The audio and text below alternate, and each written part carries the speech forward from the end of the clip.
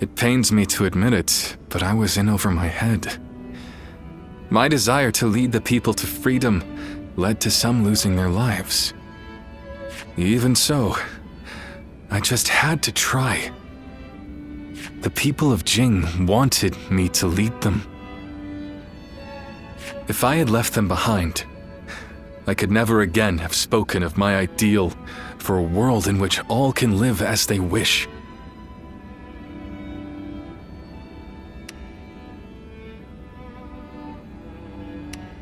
Yes, I suppose that's true. I must think of it that way. Our troubles have yet to pass. We may face further sacrifice if we are to rout Cao Cao. Yet, I shall fight to the very end and fulfill my aspirations. I suppose that sounds like something Lord Cao Cao would say. Perhaps it is only now that I bear the weight of these lives on my shoulders that I am able to stand shoulder to shoulder with such a giant. At any rate, let us wait for Zhuge Liang. I trust that his return shall herald an alliance with...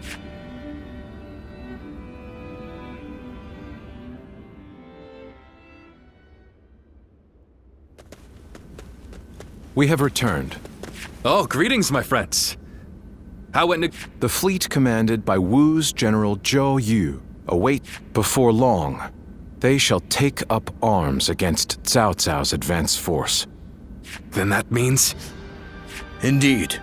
Lord Xuan Chuan has decided to join hands with Lord Liu Bei in his fight against Cao Cao.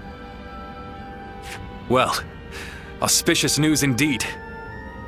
You have my sincere thanks, Lord Lu Su.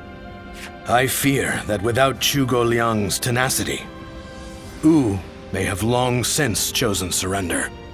Tenacity, you say? I suppose it was necessary to draw those advocating surrender into a debate. He acted as quite the villain, to put it lightly.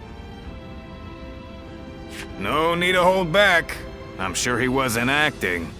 After all, he's always had a disagreeable personality. We're in front of the man himself. Allow me to keep my opinions to myself.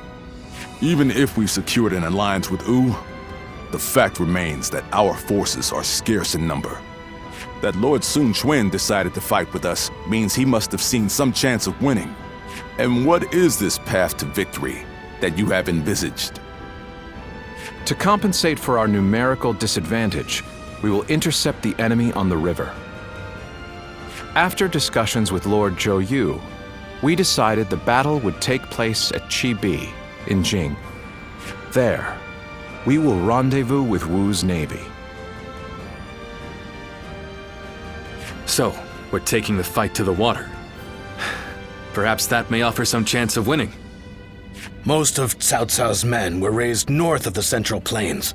To speak plainly, they are inexperienced when it comes to naval combat. The people of Wu, conversely, were practically born with their sea legs. No doubt this will offer a huge advantage in the fighting ahead.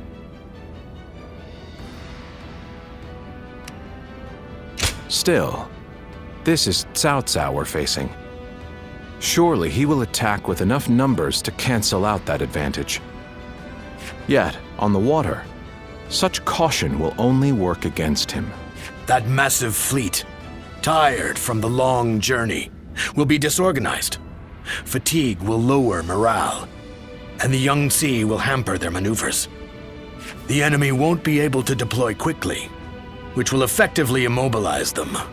And when that happens, we shall set them ablaze. Thus shall Cao Cao's forces lose any hope of fleeing and sink into the Yangtze. Amazing. Do you truly think we could pull off such a feat?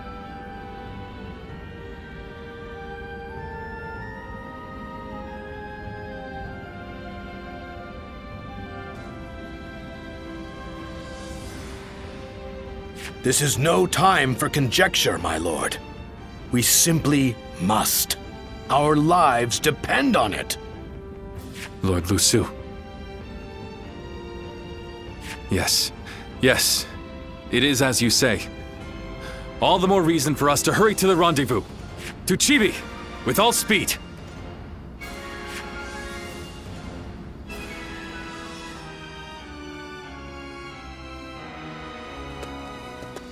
A moment, Pang Tong. I wish to speak with you. Well, well. So you're the one to call on me this time, Zhuge Liang. I distinctly expressed that I've no intention of putting my neck on the line. Or have you forgotten? Even for me, the very idea of dragging a dear friend into battle pains me to no end. All the more reason to leave then, don't you think? I have no desire to ally with Wu or any of you. Are you sure about that? Cao Cao is constantly seeking talented individuals. He may already have his sights set on you. If Jing falls into his grasp, your days of peace are over. You'd be forced into a life of vagabonding or supplication to Cao Cao. Is that a threat? Sorry, but that won't work on me. The capture of Jing is well within my I see. Then you leave me no choice. I didn't want to have to use this last resort, but here we are. Last resort? Well, I'll be damned. So they've got you doing their... You're close with him, are you not? Perhaps you could put in a good word for us? I just want to be sure I choose the right one. I need to know that they have what it takes to rule the land. That's why I have my heart set on minding my own business, until I find the right lord. Well, if it were anyone but you, I don't think I could ever bring myself to refuse if it meant damaging your reputation. You're as insidious as ever, Zhuge Liang. Your support is most appreciated, Pang Tong.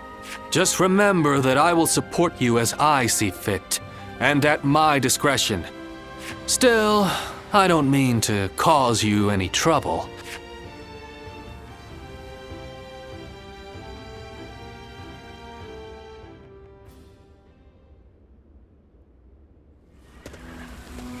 I know it is late in the night, but I have something urgent to discuss with you. Yes, there is a task that I wish to entrust to you. A highly significant one at that. The plan I shared with Lord Liu Bei. Setting fire to Cao Cao's ships. Such a strategy is no assured victory. There is one major hole in the plan. Cao Cao's forces will march southward, and thus, they will naturally take up camp to our north. This time of year, the winds of the Yangtze River Basin blow from the west and the north. But if we simply set Cao Cao's ships ablaze, the northern wind will scatter the flames, preventing them from spreading to the entire fleet. Cao Cao knows this very well, and likely intends to take up position to the north.